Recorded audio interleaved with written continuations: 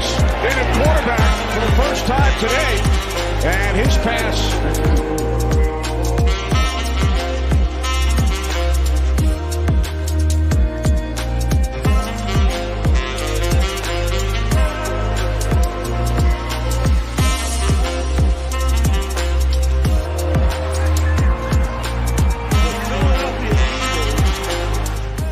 I see Flacco goes week 1, starting, opening drive.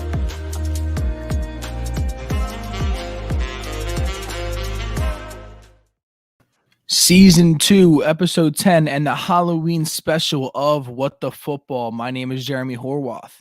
And I'm Chance Gardner. And today we have a very special episode for you. As you can see, we have new overlay. We have a few more other topics going over the Halloween special. Tomorrow's Halloween, so happy Halloween from your DSM and What the Football family. But today we have a lot more to go over, some scary stuff going on with the Eagles and Raiders game. That was just not a great game, but we'll go into that overview and get over that pretty quickly because who wants to talk about the Eagles losing to the Raiders that bad? Then we have a little bit of an injury update, and then we have a bunch of Halloween different topics. We have the nightmare scenario, a blast from the past, hanging by a thread, and trick or treat. A lot of fun stuff going on. And then after that, we will go over the Eagles versus Lions preview.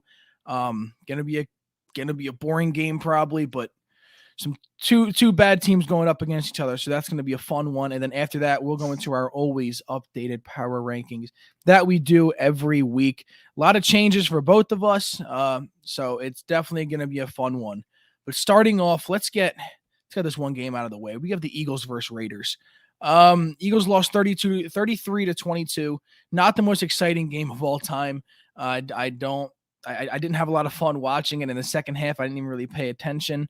But I was not really happy with anything that happened on the field. It seemed that we started to actually run the ball a little bit with Miles Sanders in the beginning of the game. But as you saw, Miles Sanders did have his injury, which we'll get into more later. And after that, we just looked really bad. Chance, yeah. What's your main reactions on the Eagles-Raiders game last week? Well, don't let the box score fool you, first of all. You said 33-22 or whatever. Should not have even been that. Yeah, that game was... It should have been like 50-7 the way the Eagles were playing. I mean, that first drive that we had was amazing. It was nice. I mean, that was a well-balanced, well-planned out, hey, we're finally getting Miles Sanders involved. And then, of course, he gets injured as soon as we finally give him the ball. And we have our best drive, our only opening drive touchdown of the season, I believe, if I'm not mistaken. I think you're right, because I don't remember ever doing that before. So... yeah, I mean, if we could go back to that, and I don't know why we just were so scared of running the ball with Kenny Gainwell. I mean, I don't know. I like him. Well, we're scared to run the ball with Miles Sanders before the first drive of this game. So, I mean, can you really? Maybe we're afraid that we're going to get our best pass catchers injured for. Jeez. It's so tough watching this team right now. It is. It's disappointing to say the very least. And critique them and everything, and but the thing is that this should have been our expectations. This is what I've been saying. Don't get your hopes up about this year. When the Eagles fans always were like, "Hey, this is gonna happen. This is gonna happen," I let it slide a little bit, But this year, I felt like it seemed pretty obvious in the offseason, but people were like, hey, this could be a 9-10 win team, and I just didn't see it in any way. I even saw a post on Facebook. Twitter is even Eagles Facebook Twitter is worse than the Eagles. I am struggling. Eagles Facebook is worse than Eagles Twitter. For Eagles Facebook, I saw them post, I know this team is 2-5, but we have a really easy schedule. Our two hardest games are the Cowboys, and I forget who else said, I wouldn't be surprised if we can end off with 9-10 wins still. And I'm like, you're going through it. Like, stop doing this to yourself. It's really bad. Everyone's got to like. I love the team. I'm going to keep on supporting them. I'm going to watch every single game. I'm not going to turn it off. And I'm still going to love watching. You turn off the Raiders game? No, I didn't turn it off. I didn't pay attention as much. I really didn't. I got in other conversations and was like, oh shit, they scored another touchdown on us, and that happened. But no, I'm always going to keep on spoiling everything. Just stop getting expectations high. See what Jalen Hurts can turn out to be. If Nick Sirianni is actually a good coach, pay attention to them kind of things. Don't pay attention to the wins. If we lose every game, but I can take some positives out of every game, I would have been okay with that this season. But already, we already have to be calling it quits with 2-5. And honestly, there is a little bit of doubt if we'll even win this Sunday against the Lions. Again, we'll get into our predictions more later, but I would not be totally shocked if this is a lot closer game than it should be against the 0-7 Lions. So I'm sure we'll get into that more. But other than that, Jalen Hurts did not have a good day. Sirianni did not have a good day as well. Again, Miles on 6 rushes had 30 yards, was doing great in the beginning, and then again, sadly, had that injury. But are there any other keys that you really saw during that game that really stood out? If you can find any positives in this game besides that first drive, or was there pretty much just full of some other negatives? Well, I mean, Jalen Reagor did have a nice touchdown in 3-man coverage at the very end of the game. Right. So, I mean, that's always a positive. And if you look at the film analysis of the all 22 cam, Devonta Smith is, consistently getting open. I mean, he's dirty. This was one of his worst games, to be fair, but it wasn't bad. Right. Like, he probably had maybe 3 or 4 routes that he'd be like, hey, I'd want to redo on those. Right. And that's his worst of the season. Right. Like, he is something special. He is. Everybody talks about Jamar Chase and everything. It's because he's getting the deep balls. Yeah, it's because, but Smith, I mean, if Jalen actually looked at him, or if Nick Sirianni schemed around Smith more, we could be talking about Smith the same way we talk about Chase, at least to some degree. I mean, think of it.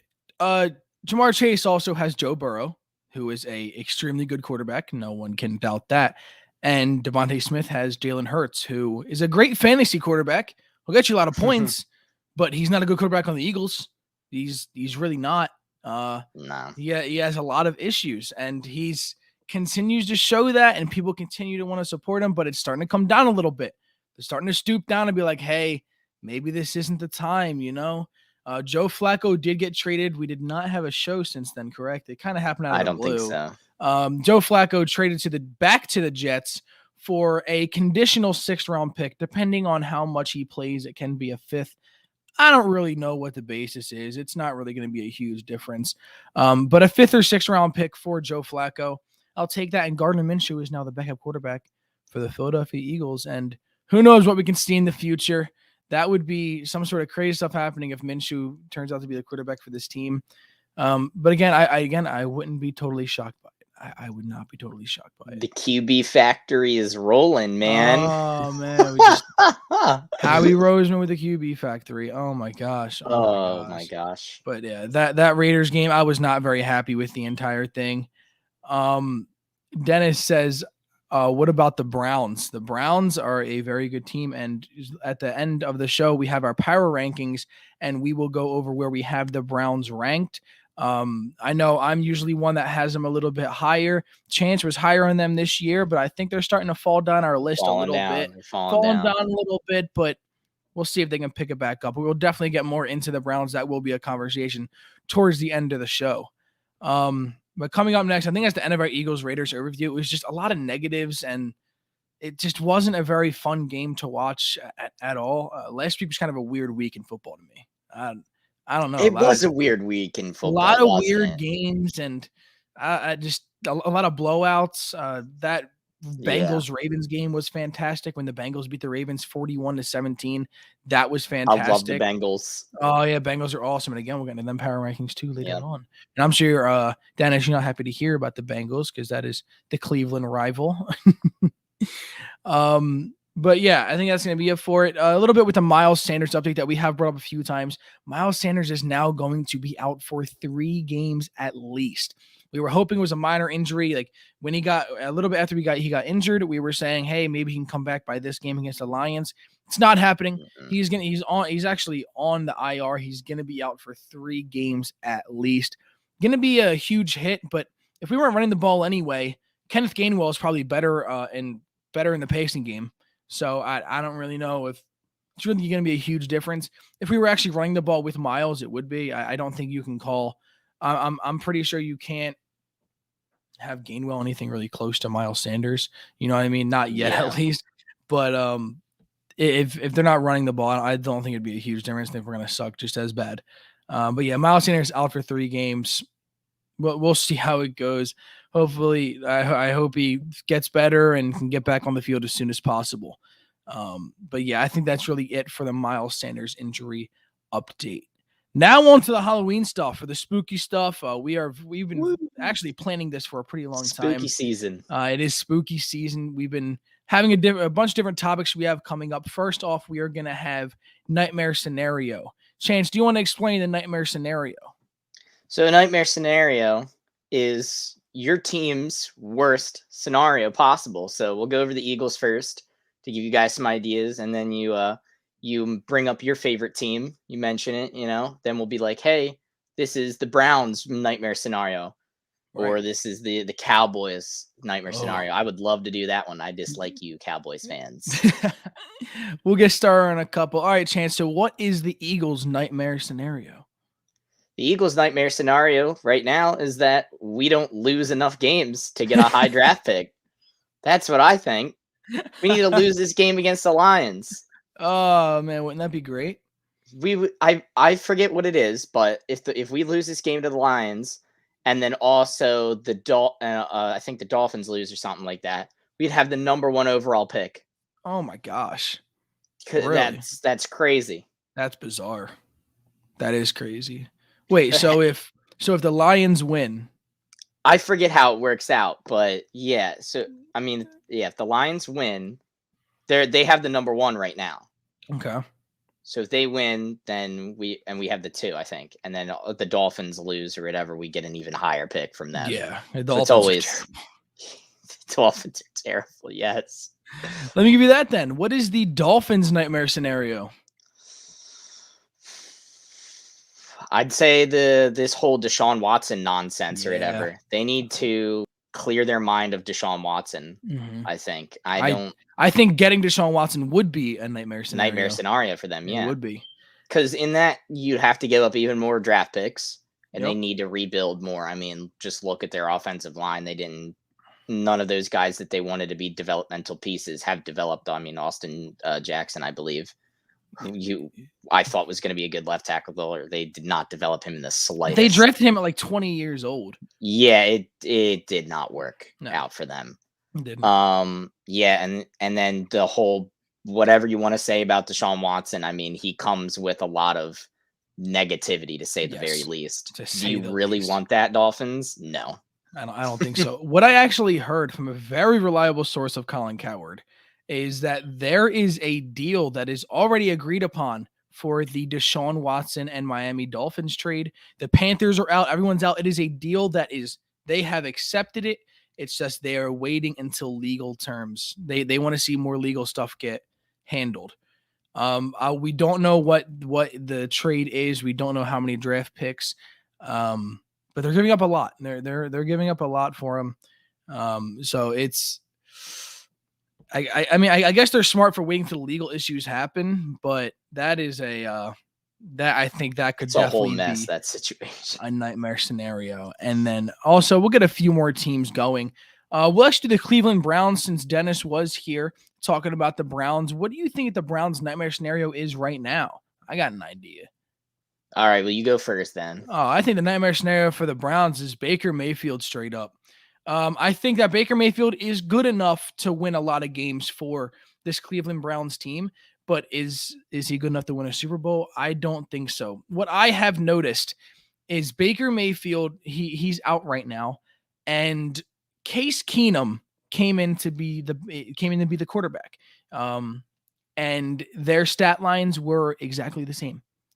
They were same completion percentages, throwing for the same amount of yards in a game, and just doing all the same things. Case Keenum was actually better on third downs. He was better on third downs. Of course than he Baker is. It's Mayfield. Case Keenum. But Case Keenum is not a great quarterback. Let's be No. real. Now, when I make up these comparisons, Baker Mayfield's still better than Case Keenum. That's not what I'm trying to say. What I'm trying to say is that this Cleveland Browns team is so built for everything else besides the pass. They are built through the offensive line, through the trenches. They didn't a lot of quarterbacks would succeed in this Cleveland Browns team. A lot. And Baker Mayfield's just the guy that's there right now. Again, Case Keenum, he's good enough to bring this team to the playoffs. He is. He's good enough. Again, like I said, a lot of teams would be good enough to make the playoffs on this Cleveland Browns team. But Baker Mayfield, if the game has to go into his hands, because a lot of people are going to be able to finally be able to start this Browns rushing. And the playoffs, good teams are going to be able to do it. And when they can do that, if they have to stop the rush and it's in the Baker Mayfield's hands, how much faith do you guys really have? How much faith do you really have in Baker Mayfield to make all those passes? Odell Beckham Jr. is still a really good wide receiver. They don't use him at all. They don't have to. Look at their wide receiver core. Yeah. Odell, Jarvis, Donovan Peoples-Jones. It's a good group. George. It is That is an insane group of wide receivers, and Baker Mayfield still can't get it done. When I talk about this Browns team, they're good. And they're going to win a lot of games no matter who's at quarterback.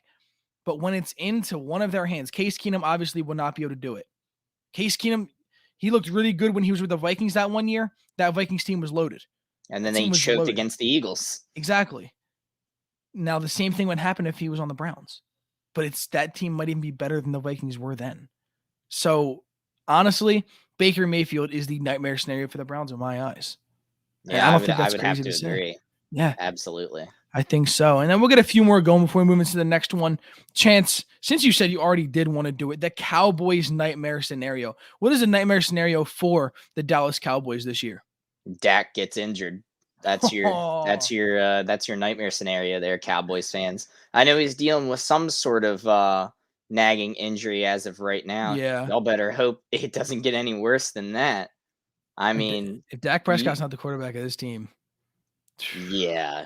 I had my doubts about Dak Prescott for years, but now it's like, now I'm eating my words for that. I really am. Dak's a good quarterback. He's good. I would say he's the best quarterback from that draft class. That's for sure. My draft class was bad. Your boy Wentz is our boy Wentz. Calm down. Calm down. Don't do that now. But yeah. We'll get into that later. All right. Don't be talking trash on Wentz right now. All right. Whatever. But yeah, that is what would destroy the Dallas Cowboys at this point. They have been a really good team. Defense is looking a lot better. I am 100% giving the credit to Dan Quinn. Absolutely. He has done tremendous as being the defensive coordinator of the Dallas Cowboys this year, really turned that defense around. I don't think Trayvon Diggs is as good as his interception total is. No, a little bit frustrating. He is overrated. He is overrated right now. I do think he's good. I think he's a good corner. But the guy gets burnt a lot. He really does. The ball just the teams target him because he plays a little bit sloppy and he can get burnt. But the thing is that when you get targeted so much, sometimes the ball lands straight in your hands. It's just bound to happen. You're gonna luck into stuff. Trayvon Diggs is gonna have this crazy interception year that people are gonna remember for a long time. And it's going to go down right away. I 100% guarantee it. I 100% guarantee that's what's going to happen. But yeah, do you have any more teams that you want to do the nightmare scenario for? No, not off the top of my head, unless anybody in the audience has a team that we can discuss real quick. I don't know. Well, I mean, honestly, another team I kind of want to go over is the Chiefs. What do you think the Chiefs nightmare scenario is this year? They have a lot of problems right now. 3-4 right now. The team that went to the Super Bowl 2 years straight. What is the Chiefs' nightmare scenario?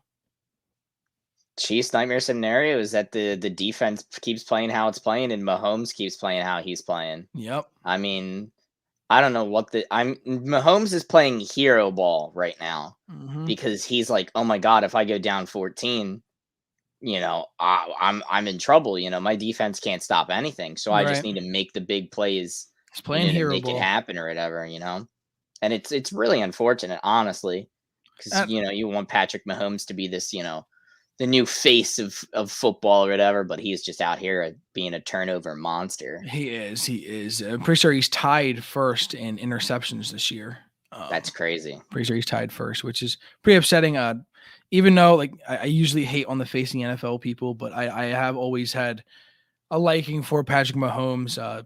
Really cool dude and everything, but he's struggling this year. But when you have to play that, he has to play hero ball. It's not that he really wants to. He has to. And it's just not really working out that well. But hey, we'll see if Mahomes can turn around. Still think he's the top quarterback in the league. Let's be real here. Oh yeah. But yeah, we'll definitely get and all that. But that was our segment of Nightmare Scenario. That's just one of the 4 Halloween topics we got going on. I'm really loving this. I'm loving the Halloween stuff. We should have gotten costumes or something, man. Yeah, should have got some more. We could have done some more. That. We'll definitely get some, like, Thanksgiving comes up. Find some way to get some Thanksgiving stuff in. Definitely for Christmas too. We're gonna have a ton of fun on these shows.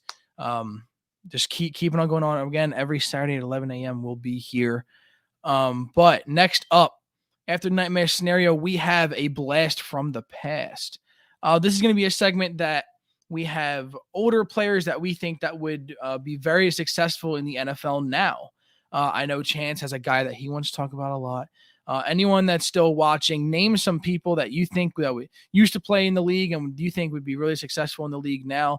You think that would just, kind of just ball out. But Chance, who's the guy for you that you think back in the day would be great right now? Who do you think that'd be? Without a shadow of a doubt, it's Harold Carmichael. Yeah, saw that one coming. Former Eagles wide receiver. Yep. He played a long time ago, 71 to 84. Oh wow. But that's back when you could just absolutely kill wide receivers over the middle and whatnot. Yep. There were no rules. Down the field was no man's land for these wide receivers, and Harold Carmichael still made it work. Yeah, he did. 4-time Pro Bowler. He's in the Hall of Fame now. Just got inducted last year. Yes, he did. So, he only had 8,000 career yards, 8,900 career yards. But I think in today's game, the man was 6'8". Okay, he's 6'8".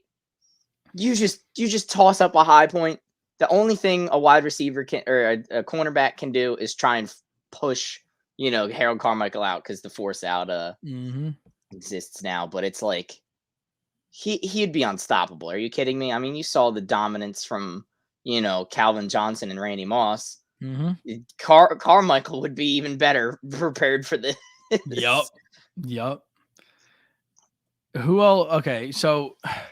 This kind of was still today's football. He's kind of in the middle of where I'm trying to bring this up, but I think early 2000s, like 2004, 2005, Mike Vick in today's game, I think he would have been even better. Obviously, we know how great of a rusher he is. He had a great arm. It wasn't the most accurate, but that man could throw the ball deep downfield. Yeah. He could heave that football. But I think he'd do really well now, seeing how much Lamar Jackson, how much rushing yards he gets. And I think that they're on the same level of as good as a rusher that they each are. So I think Michael Vick would be even better. I feel like a lot of quarterbacks are just not really mimicking, but doing what Michael Vick did. That's the quarterbacks people are looking for now. A bigger guy that can also run like crazy and had a great arm. Now I know Josh Allen is he's nothing like a Michael Vick. He's a huge dude. Josh Allen can still run. Thing is that he can run over people, not juke around them, do some spin moves and everything like that. But just really athletic guys. And back in the early 2000s, that was not really a thing. You had Brett Favre, Tom Brady. You had your pocket passer era, and now we've transitioned from that. And Mike Vick was probably the start of that. And now I think he would succeed even more if it was nowadays, because trying to stop that was insane. And I feel like defenses have only gotten less since then. So I think Michael Vick is my guy for the blast from the past. You have any other guys that you have at the top of your head that you think would be a pretty good blast from the past? I think if you want to go in the route of scrambling quarterbacks, I'd go Randall Cunningham. Okay. I think he'd be better in this era of the league than Vick would. Really? For sure. Why you say that? Vick was probably the more dynamic runner between the two. Yeah. But I think all of today's game, it's not just about the scrambling aspect of it. No. Cunningham could buy time. He was an improviser kind of guy. He would run and he could jump over people too. But I think that improvising style of where you're not necessarily looking downfield to run, you're looking downfield to find wide open guys. Right. I think Cunningham would really succeed in that aspect of the game. With wide receivers, how fast they are now, Cunningham only'd have to buy a little bit of time and then just heave it down the field. I don't think he had as good an arm as Vic, but it was still a top No, tier it was still good. It was arm still talent good. or whatever. But yeah, I'd think I'd take Cunningham over Vic. That's interesting. Actually, I didn't really think about Cunningham being that good in nowadays, but you definitely kind of got me I've thinking more. convinced you a little Yeah, bit. yeah. I wouldn't have said you were wrong. I definitely would have had to think about it, but yeah, I do think Cunningham would be pretty good in nowadays football. I mean, and some other guys I can really think of, like I think running backs would be just really better now. Like when there was a running back era when teams had a franchise running back, like that's not a thing anymore. That's really not a thing anymore.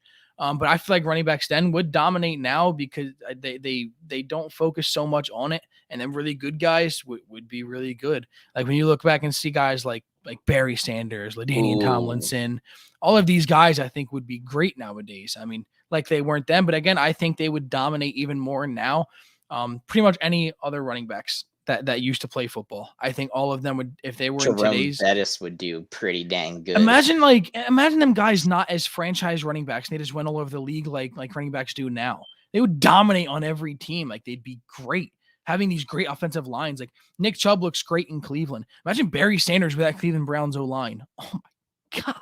Yeah, you could have Baker wouldn't even have to throw the ball ever. God, no. He'd just only to Barry. Only to Barry. Yep, on the little screen game, let Barry get 30, 40 carries a game. That's it. He'd make it happen. Yeah, he would. Gosh, that would. I just think all the running backs would just destroy in today. But any other players you want to name for Blast of the Past? Because I am very excited for these next two ones as well. I think Deion Sanders would be pretty good. Pretty dang good. I think that'd be. Oh, imagine Deion Sanders and Jalen Ramsey in the same league, like at the same time. You know what I mean? That would be the argument of the century. Just Deion, Jalen. Imagine them like facing off and everything. I think that'd be a great title right there. Deion and Ramsey. Do you think Ramsey has what it takes to be as good as Deion? I think certain aspects of Ramsey's game are better than Deion's. I mean, Deion wasn't known that much of being a press cornerback. I mean, he could do it, but that wasn't his deal or whatever. So right. I think Deion would struggle a little bit more with some of the bigger wide receivers in today's age. Like, I think if you were to pair Calvin Johnson up, a prime Calvin Johnson versus prime Deion, I think Calvin would win like 6 out of 10 times against Deion. But I think prime Calvin versus prime Ramsey, I think Calvin only wins 4 out of the 10 times. Right. Right. Yeah. But they're built different for different, exactly. Whatever, they are different corners for sure. Yeah. It would be very interesting to see. I think Deion would probably end up with more interceptions because he likes to bait quarterbacks into throws. He's like, "Oh no, your receivers outrun me." You're like, "Oh, I've got this shot down deep." And you throw it, and then Deion's just track on the star Jets. looking like the Flash. Yeah. Then intercepts you, and you're like, God dang it, Deion. And then he'd juke your whole team out and pick 6 that thing. So yeah, I think Deion would be pretty nasty. I think so too. All right, that's gonna be our segment of A Blast from the Past. This next one, we have a great graphic that Chance made up. It's called Hanging by a Thread. Chance, as I pull this up, you want to explain what hanging by a thread is? So these are the coaches in the NFL that I believe are hanging on by a thread for their head coaching job. So you can see the Grim Reaper on his little site that says unemployment. So these are the head coaches that I think are on the hot seat that could be fired. Yeah. Before the season's over or after the season's over. So I know some people are going to be mad about Dan Campbell, but we need to face facts here that he is the only winless team right now, I believe. Yeah, in the only NFL. winless team I is think the it's Detroit fair Lions. criticism to have Dan Campbell on here. Oh, I would 100% agree with you. I would 100% agree with you. But going over this list, I think what the most shocking one to most people will be is Pete Carroll. When you don't really look into it more, I agree with you. I think Pete Carroll should be on the hot seat, whether he's fired or if he just leaves and wants to go to a different team. But I think that's the most interesting one Nick Sirianni, you have him down there. You guys can all see the list. I don't got to go over all of it for you. But I think what the real thing is that we're going to be going over this and pretty much saying our reasons as why we think that they're on the hot seat. Even though some of them are a little bit noticeable. But Chance, let me hear your reason on Joe Judge for the New York Giants. Well, I mean, Joe Judge has been the coach for what, 2-3 years now. I think this is his second. This is It his might be second his year. third. Yeah. They have all these weapons for Daniel Jones, right? And you could somewhat blame this on Daniel Jones. You definitely could.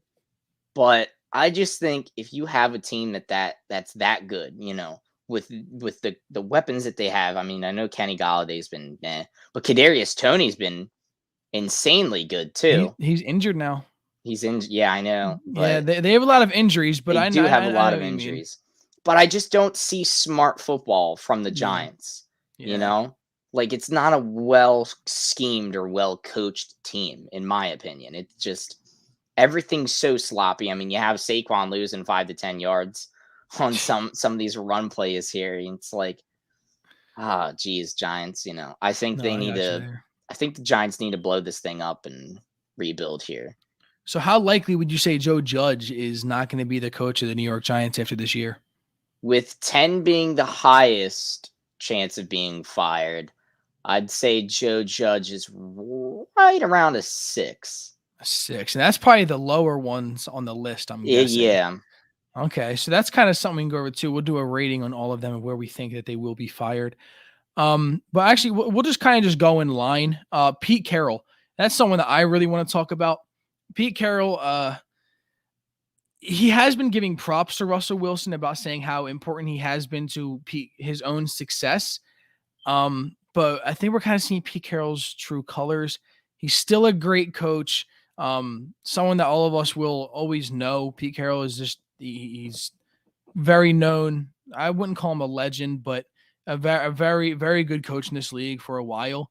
But I think we're now seeing how dependent he was on Russell Wilson. When Russell Wilson's not playing, the team's bad. When you look at this team and see how much Russell Wilson is into, how much he helps the team. When you take away everything that Russell Wilson helps, he's a terrible team. Not a lot of quarterbacks would succeed on this team. And Pete Carroll once he got the more of the GM role and he's starting to be into more decision making and get into these drafts, it's only gotten worse.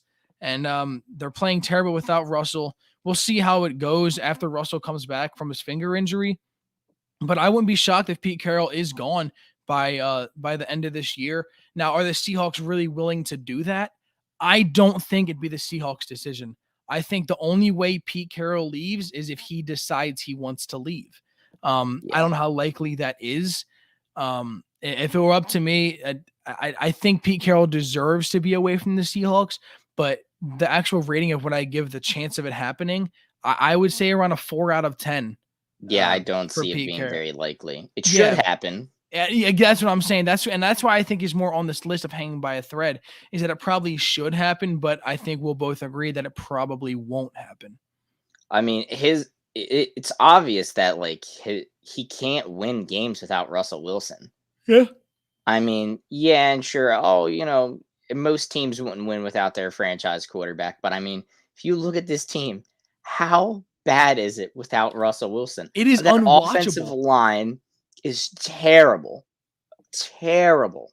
Yep. And say what you will about DK Metcalf and Tyler Lockett. They're really great receivers and whatnot. But other than those two, I mean, they have no other weapons. Nope. Nothing. Their tight ends, bad. Wide receiver 3 and 4, bad. And then if you look at the defensive side of the ball, their pressure rates, I mean, a slight improvement from last year, I want to say, but I mean, it's not much. And you traded away 2 first-round picks for Jamal Adams? That was terrible. And do you know whose decision that was? Pete Carroll's. Pete Carroll made that trade. Pete Carroll made that trade. That's terrible. Terrible. And he's on terrible drafting. Their pressures are higher from the beginning of last year, but at the end of last year, who did they trade for? So it was a vet. It was the guy from the Bengals. Yeah, what is his name? Man, I'm gonna Lawson? Carl Lawson? Yeah, was it Carl Lawson or Shaq Lawson? Oh God. It was one of them. It was one of the Lawsons. That is correct. he helped them a lot and kind of build a D line for the second half of the year. But yeah, that D line is still terrible, not doing well at all. Their secondary is also pretty meh. Yeah, because they and their lost scheme Shaquille is Griffin. outdated too. I mean, their Yep. cover 3 scheme. I mean, I know they've been getting away from it a little bit now. They're trying different looks, but it's just not working. You don't got that Legion of Boom. Yeah, Pete Carroll's defensive scheme is outdated, and he's trying to catch up with the times, but it's not working. Your time is up now, old man. Yep. You know, the future is now. Hey, you want to talk about some older guys? We can get into this second guy, Vic Fangio. Now, this Broncos team looked pretty decent in the first 3 games. I was very high on them. I was terribly wrong. I have them so low in my power rankings now. I hate myself for putting faith into Vic Fangio and the Denver Broncos. But he's an older guy, defensive guy that, you know, we don't show a lot of defensive guys love for coaches. Dude. When you think of exciting coaches, defensive guys don't really come into mind. You think of the Andy Reid, Sean McVays, Kyle Shanahan's. Think of all of them. I mean, taking out Belichick. But these defensive guys, we don't really pay a lot of attention to. But honestly, they really don't work that well in this league. You need the offensive guys. Offense is more important nowadays. Let's be real here. It really is. You got to get points up on the board, man. Exactly. And it's more exciting. It's more fun. But Vic Fangio and the Denver Broncos look pretty good in the first 3 games. After that, they look terrible. Teddy Bridgewater is looking awful. He's got to get that glove off his right hand. That's so frustrating. It bothers frustrating. You? He throws the ball with on his throwing hand. He has a glove. Why? If it makes it any worse, I suppose I used to throw with a glove on. Well, that makes sense. Are you in the league? Exactly. Are you a quarterback in the NFL? Yeah. So take the glove off. That Denver Broncos team, they're just falling apart. Nothing's really looking well for them. The defense is still decent, but they can't score. They can beat the 3 worst teams in the league, but that's really about it. It's just been a skew of dumb decisions by Vic Fangio over these last few seasons or whatever. Yep. I mean, you have the opportunity to upgrade your quarterback here in this draft and get Justin Fields. I know we're gonna get into Justin Fields more when we talk about Matt Nagy, but I mean, you look at Justin Fields and you compare him to Teddy Bridgewater and Drew Lock. I still see an upgrade. Oh, in every category. Every single category. Yep. And it's just like this Broncos team could have been successful. You didn't need another cornerback. Why? I love Patrick Surtain. I love it. The pick screwed over the Cowboys too. I appreciate that. Thank you, Broncos. But you just shot yourself in the foot. Yeah. For no reason. No reason at all. That it just doesn't make sense to me. Look at that offense. That thing is supposed to be high powered, but your quarterback's holding you behind. How are you supposed to compete with the Broncos, or not the Broncos? Sorry, the Raiders and the Chiefs and the Chargers? I mean, I don't really think too highly of the Raiders, but the Chiefs and Chargers have these high powered offenses or whatever. Just look at the quarterbacks. You have the worst quarterback in the division, and you didn't do anything about it. You are facing them 6 times this year. And it's very likely you won't even win one of them. You're worse in the quarterback. 0-6 in the division. You can't let that happen. You can't. It's so important. So what you have to have is have a really good quarterback to fight off against that. When you have Patrick Mahomes, amazing. Top 3 quarterback in the league. I don't care what's happening this year. Mm-hmm. Before this year, everyone had him at number 1. Let's be real here. Yeah. You also have Justin Herbert, who is fantastic. Fantastic. Does everything right. And Derek Carr, who is better than people say. I will still fight for it. Derek Carr is good. It's really good. 5-2 Raiders right now, by the way, without a head coach. But yeah, and then you have Teddy Bridgewater or Drew Lock. That doesn't really matter. Neither one of them are that great. Teddy Bridgewater he's a good IQ, but doesn't have an arm. That is not really a good weapon. And honestly, his IQ has only gotten worse since the beginning of this year. So it's just terrible that you really just can't have them quarterbacks in here all the time. That you need to have someone better ahead of it. No, not at all. But something that the Bears did do is they got Justin Fields in that draft. Can't really say it's worked out well or bad right now. Yeah. But the Bears are staying in it. Matt Nagy is the most he confuses me, man. One day I like him, one day I don't. But this year, I haven't liked him a single bit. I used to be a Matt Nagy guy, honestly. I did like Matt Nagy when they first had him, but right now, I do think it's time to go. Just a lot that this team's could have done. Even the GM also you could have added to this list is hanging on by a thread. This Matt Nagy and I forget their GM. I forget his name entirely. But those two are both hanging on by a thread. Both could be gone by the end of the year, and Justin Fields has to deal with another GM and head coach start off his career, which is not known for being that great when you keep on switching up their coaches and stuff. Baker Mayfield's had like 6 different head coaches and coordinators in his career already. So maybe that's the reason why we don't like Baker that much. But you can't ruin Justin Fields that way. I think you got to get Nagy out of here, get him a new head coach. I forgot to say about Fangio. What do you think the likeliness is of him getting fired? I think it's a little higher. I think it's a 7 out of 10. 7 out of 10. Wow. I think I'm actually gonna agree with you. I do think I'll say a 7 out of 10 because I would put it higher than Joe Judge and definitely a lot higher than Pete Carroll. Yeah. So yeah, I think Fangio would be around a 7 out of 10. But back to the Bears. I think Nagy's got to go. You got to Ryan figure Pace, something out. their GM, has to go as well. That's his name. Both of them have just got to go. Rebuild this team. You have a great quarterback to do it with. Coaches are going to be so excited to go to the Bears because of Justin Fields. These teams will be excited. These coaches will be excited to work with this guy. Like as we'll go on further, when Urban Meyer comes up, he was so excited to work with Trevor Lawrence. He found out the first overall pick. He's like, I got Trevor on my team already. People are going to be attracted to that. And I don't think the Bears are actually a terrible team. Again, I just think they're coached really bad. Allen Robinson has not been bad this year. It's just that he hasn't been schemed well. They have some of the worst offensive yards numbers I've ever seen out of teams, staying at like the 210 yard mark in games. It's terrible. And it's all because of coaching in my eyes. Yeah. Matt Nagy I don't know how he won Coach of the Year in 2018.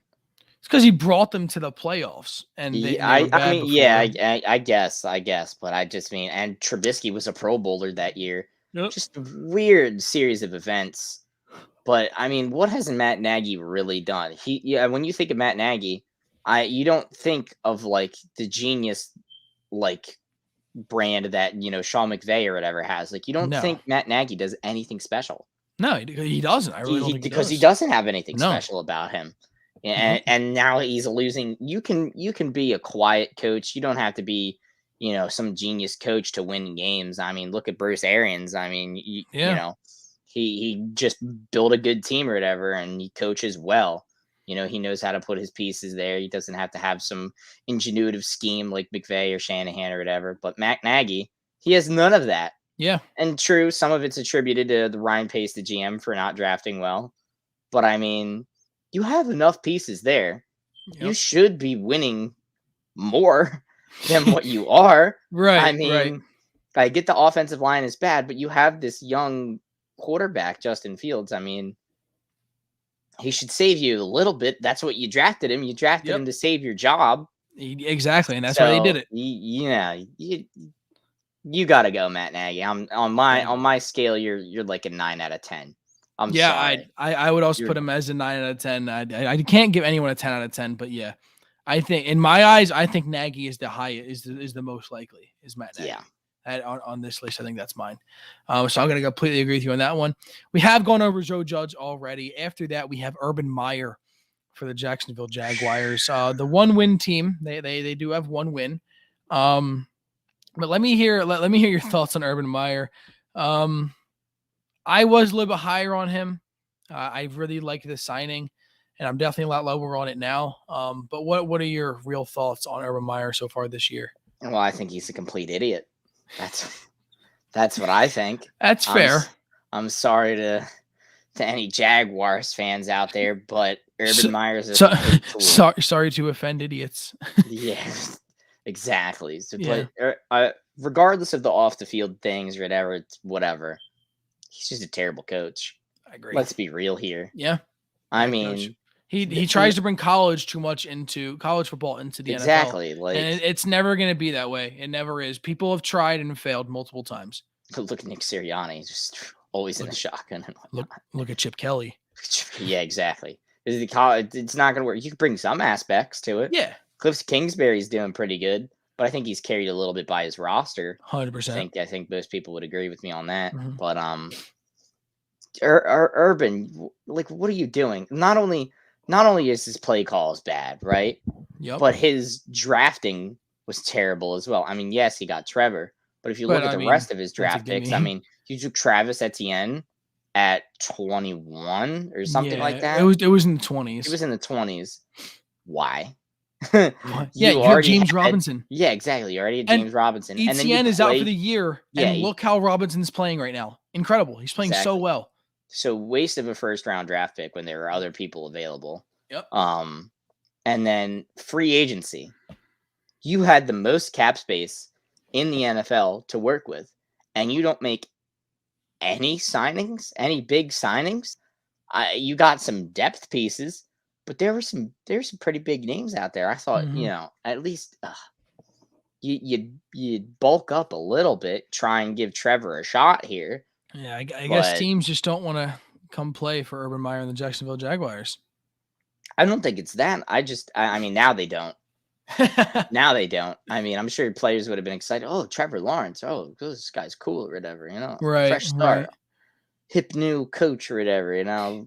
We could go get a lot of money, but Yeah. it just wasn't offered to them. Right. And Urban Meyer had a thing where it was like, I don't like how free agency works or something like he didn't like having to pay all these players. It's like, dude, you're not at college anymore. Right. These people are trying to make a living here or whatever. Mhm. Man, it's negotiations are part of the NFL. You have to get used to it. You have to pay people. Right. So so I think Urban Meyer is a complete tool. But do I think he's gonna get fired?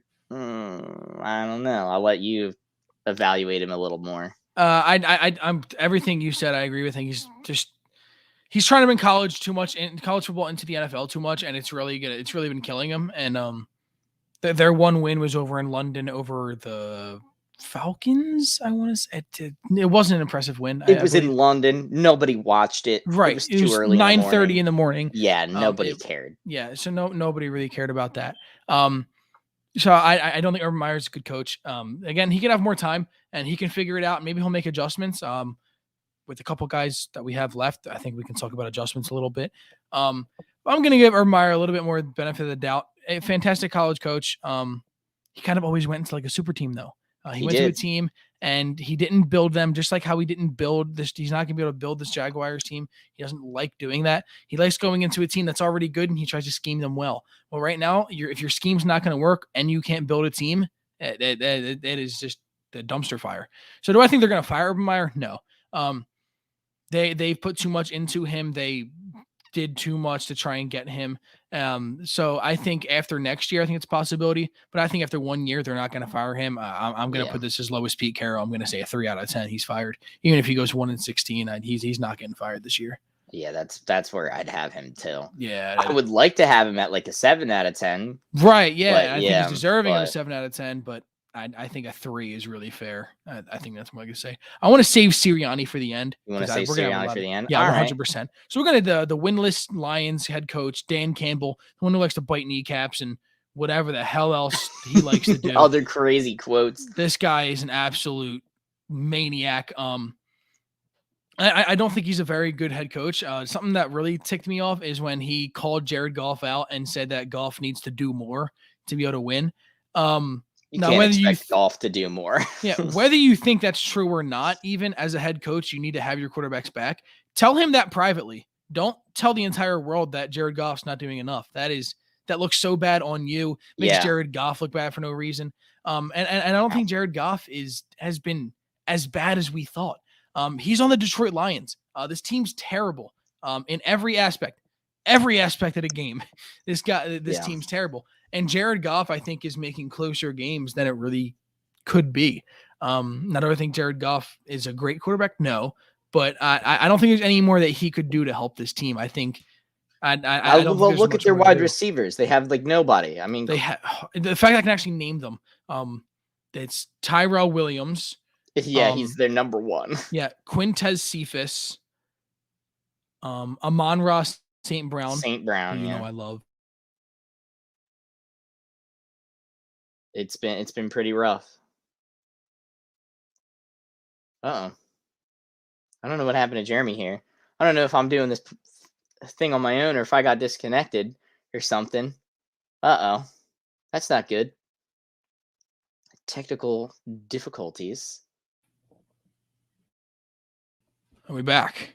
Oh, there you go. What happened? Oh, we're back. I was about to text you. I don't know what happened. It was I don't know weird. what happened there. I got worried. All right, we're back. We're still live. Still live. We're here. We're here. Don't know what happened there. What were we saying? Oh, Dan Campbell. Yeah, Dan Campbell. Wow, that was weird. I really don't know what happened there. A little sidetrack. Still have Wi-Fi, but it's all right. It's all right. We're back. We're here. We're here. But I don't think there's much more that Jared Goff could do to help this team. Again, bad in every aspect. So Dan Campbell, how much of it is his fault, do you think?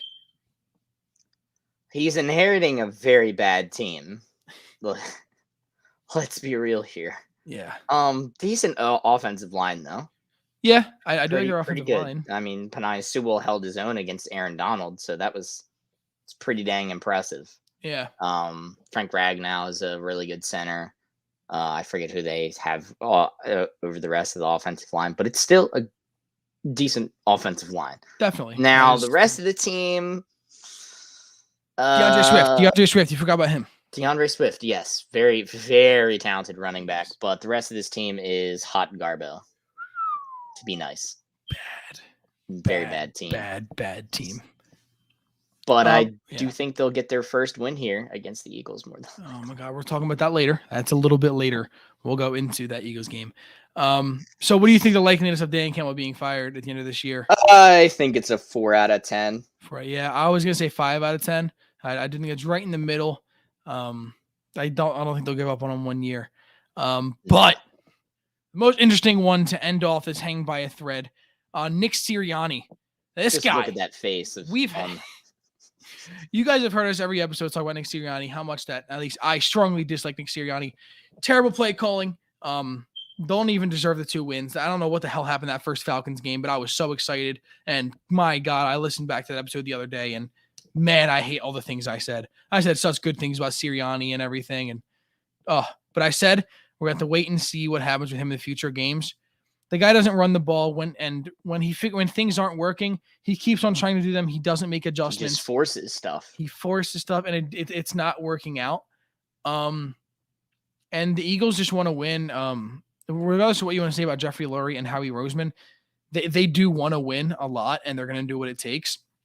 And they kind of use Nick Sirianni as their puppet. But I do think that if Nick Sirianni continues to stay on this trend, I would not be surprised if they fire him year 1 at all. I think Sirianni, if we continue to lose, if we lose this Lions game, I don't think it'll be in the middle of the year unless it's like week 15 and we don't have another win.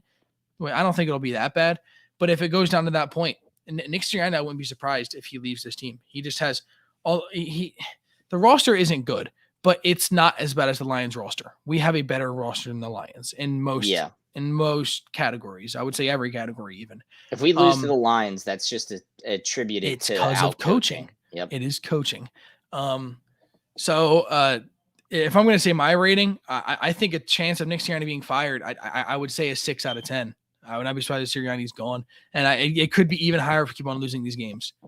Yeah, as it stands right now, I would only give it a 5 out of 10. Solely because I think we're going to pick up a few games here. I think we're going to lose against the Lions, possibly, but I think we're going to pick up a few games here. We still have to face the football team twice. And the Giants twice. And the Cowboys once. And the Cowboys are going to beat us. Well, yeah, but but yeah, it's I lost complete track of what I was saying, but it's just Sirianni's not good. He's not good. I think Howie Roseman's going to give him year 2. Because he likes having that puppet, He can easily, say what he will about Sirianni. I don't necessarily think Howie Roseman even likes Nick Sirianni. Probably not. I think he's like, oh my God, this guy's an idiot. But Nick, Howie Roseman's probably concocting some master plan somewhere in the background, that he thinks is going to work, but in reality, it's going to be terrible. Yeah. Scouting some kid from, some backwaters college. We're like, yep, this is the future. We're going to take him with the number 1 overall pick. This is gonna be Yeah. the guy. Somewhere in like California or something like that. Yeah, something weird, you know. He's Yeah. just 100%. 100%. But I think that's going to be our segment of hanging on by a thread. Another fun Halloween one. We have one more quick Halloween one we'll go over real quick. Then we'll go into the Eagles-Lions preview, and then we'll quickly go over the power rankings. We are at the 55-minute mark, so we're going to go a little bit over an hour today. But that not much over. But today we have trick or treat. For this segment, we're going to go over some breakout players that happened this year, and if we think if they were a trick, meaning that they just will have short-term success, they'll only be good for like this year, and they're just tricking us, thinking that they're actually good, or a treat, someone that we think that will continue their success and continue to be really good. Now, Chance, who's a player you have in mind that could be a trick or treat for me? Give me the first one you got. Cordell Patterson.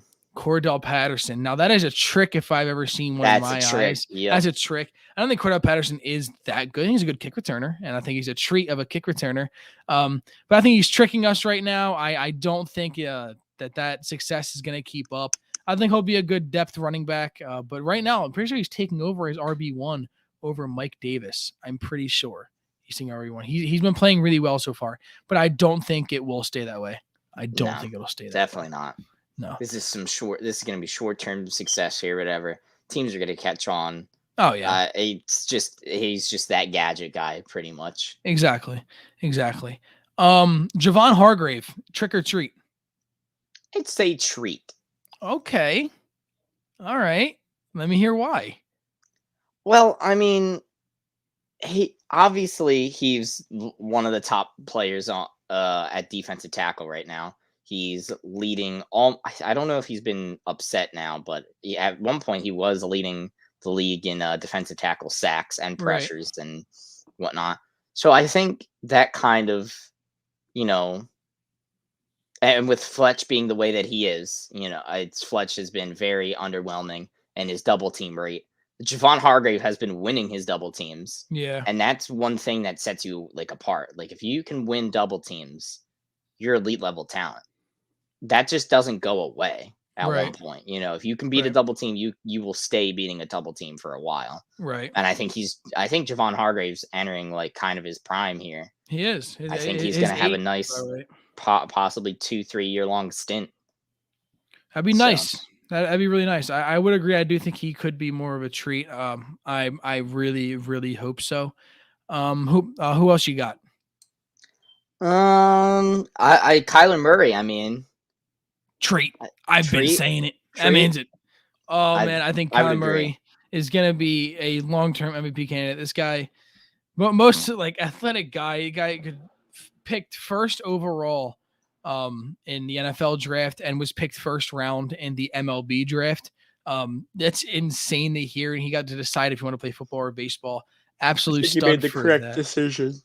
He probably did. The only thing why you would make that a baseball decision is because you can make a lot more money playing baseball. I think that's what really made him think more. But he's making the correct decision. Could be an MVP this year. I called it before the year started. Yeah.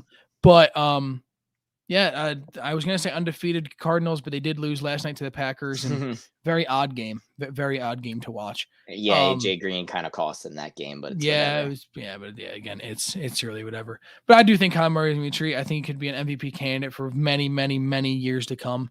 I'm very excited to see him keep on playing football. Cardinals are a fun team to watch. We'll go over a few quick ones real quick that I do have a short little list. We'll just answer trick or treat. Give a short answer real quick why, and we'll keep on going. Kyle Pitts, trick or treat? Treat. Okay, all right. Joe Burrow. Treat. Trey Hendrickson. Trick. Ooh, I kind of saw that one coming though. I mean, he's impressed me. I thought he's playing better than I thought, but I mean, I don't know. It's weird with him. He's a little bit of a balance beam. I mean, he's had last year's success or whatever, and then this year's success. I don't know. Jamar Chase. Treat. All right. A lot more treats than trick today. More treats than trick today. Zach Ertz on the Cardinals. Trick. I think that's pretty obvious. Yeah, I think that's also going to be a trick too. You know what? Kenny Gainwell. He's been playing really well this year, actually. Like when he's on the field, he's been playing really well. I'm gonna go with Treat. Yeah, I think it's gonna be a treat because I don't think he's playing to a superstar level, but I think he's playing a lot better than we thought. I think that'll he's keep up. playing better than what his draft Exactly. His draft status value would was. tell you. Yeah. Definitely. But I think that's going to be all of our Halloween stuff for today. We are already an hour in, so we will be a little bit quicker with these last two things. All awesome time with this. I'm loving having all this Halloween stuff going on. But real quick, tomorrow at 1:00, just 25 hours away with the Eagles versus Lions. Go over a quick preview. 0-7 Lions going against the 2-5 Eagles. Not going to be the most exciting game. Because it's two teams Sloppy that really, game. it's going to be sloppy. It might be a little bit interesting because the Lions like doing their trick plays and the Eagles, I don't know. I just think it's him. I think it'll be more fun than the Eagles Raiders. I don't see a blowout happening though. If you were to just it should be close the entire time. It'll probably be close the whole time. I did post an update on Twitter. I had the Eagles winning 21-17 today in a very sloppy game. So I got 21-17. I'm going to stick with that. Chance, what is more of your prediction for this Eagles versus Lions game? I'll take 24-21 Lions. Lions. Yeah. Okay, I think they get their first win here. We have a little bit of a. I know. I'm supposed to be the optimistic one. I think this is the first time that we've had different teams winning. Is it? I mean, I think the Niners game I had us winning for some reason and you didn't, but yeah. I was feeling really optimistic that day. I don't know what was coming off that Falcons win. Yeah, I was really confident after that. But that's kind of our Eagles Lions prediction. That's really what we think is going to happen. For us to win this game, I think we just have to stop Hawkinson. TJ Hawkinson. We need to stop him a little bit. Yeah, he's a freak. Definitely. He's going to have to be stopped and hold DeAndre Swift as much as we can.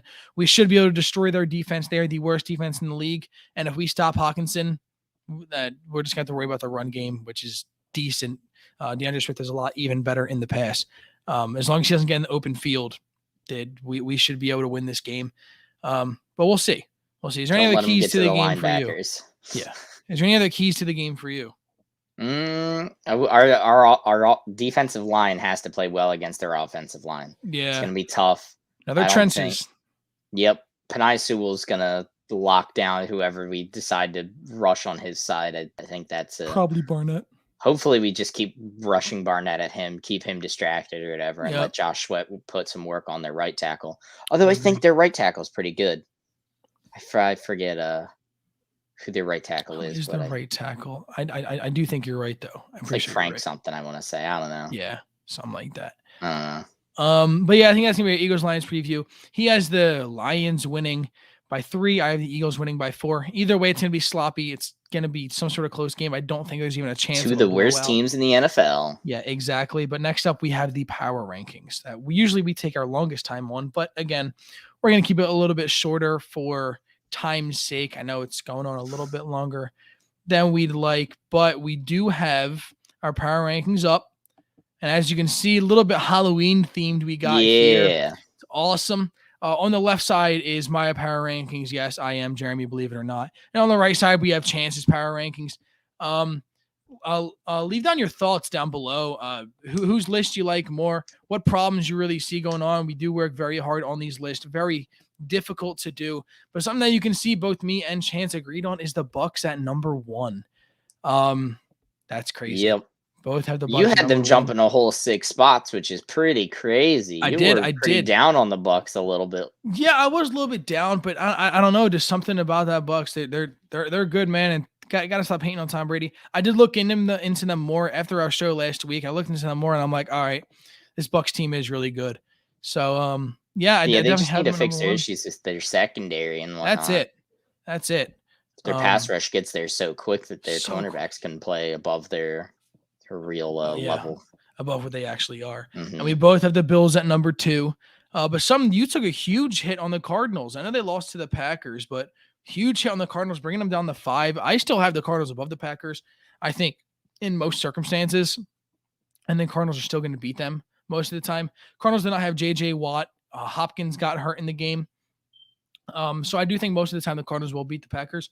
The Packers got the best of them yesterday. Packers were a very injured team, though. Exactly. They were out Devontae Adams. They were out Valdez Scantling, and Tanyan got hurt. It was late, but yeah. It was So late, yeah. both teams had a lot of injuries and stuff. But I do think Jair Alexander was missing too. Was he? From the Packers. Yep, he did not play. Didn't know that. That makes me think Yeah. a little bit more. But didn't know that. But yeah, again, I still think you could still see it was a very close game. That's kind of where my head was with it. Something that both of us have a lot higher on is we still both have the Rams at number 6. Or not Rams, sorry. The Titans very high. We have the Titans number 6. Both of us high on them. They destroyed the Chiefs. As you can see, I have the Chiefs very low at 15. You have them at 12. I think that Chiefs team is so bad. Yeah. One thing I do want to see, where do you have the Raiders? 17. I have the Raiders at 17. You're nuts. I don't believe in the Raiders.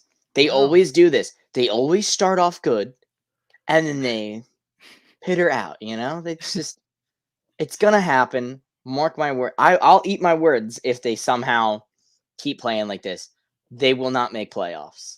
Okay. They will not make playoffs. Wow. All right. The Chargers will come and take this division from them. And to be a wild card team, it's going to be rough. And as you can also see, we do both have the Browns a lot lower. I already was lower on them. Chance keeps them at 11. I had them at 6 last week. And again, I looked into them more again too. And I just had to move the Browns down. I have them down to 12 now. Vikings getting higher up. Both of us are getting higher on the Colts after 3 straight wins for the Indianapolis Colts, playing very well.